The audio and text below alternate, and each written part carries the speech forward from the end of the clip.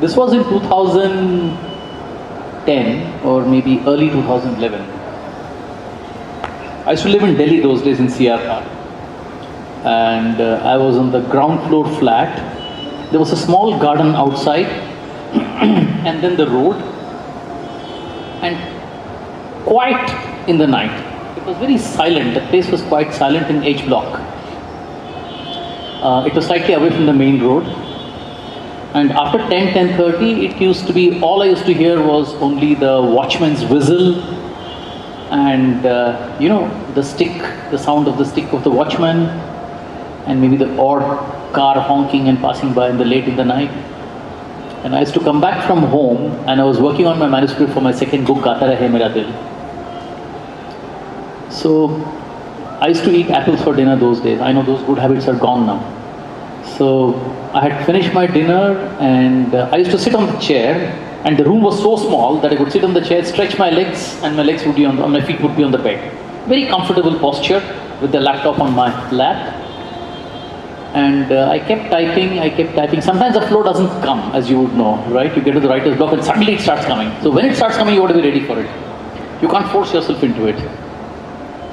So I started writing something, and then I could feel my eyes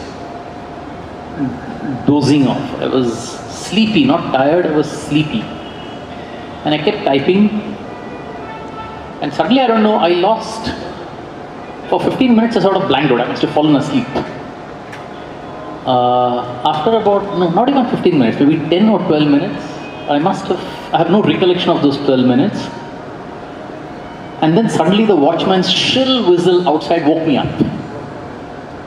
And then I woke up and I saw that about 150 or 170 words appeared on my Word doc without my recollection of having typed it.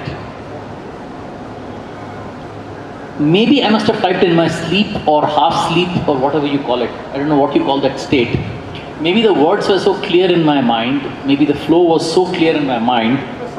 It was subconscious. It must have been subconscious. But I have no recollection of writing those 150 odd words. And then I said, damn it, who wrote it? I must have written it because my laptop was in the same position. Nothing had changed. Just that the shrill sound of the watchman woke me up. But to this day, I have no recollection of when I wrote it. I only saw it after it had been typed out there. And you know the chapter, which one I was writing? No. It was one of the chapters was called from the film Wo Kaun Thi, Lag Ja Gale. That song, I was actually writing that chapter, and this happened when I was writing that chapter. It actually happened, it's never happened after that. And some things come in your subconscious. Of course, coincidence galore. I do believe in telepathy. It is scientific.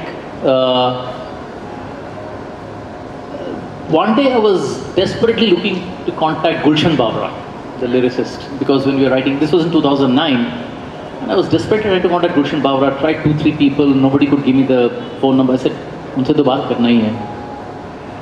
So then I went to sleep, and I don't know, when I woke up in the morning, that tune was playing,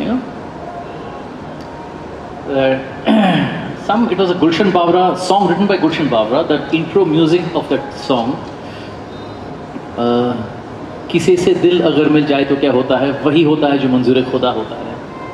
Suddenly the intro tune played in my mind at 5:30 in the morning when I woke up. I don't know why that tune played in my mind. I haven't heard that song in the last 15 years.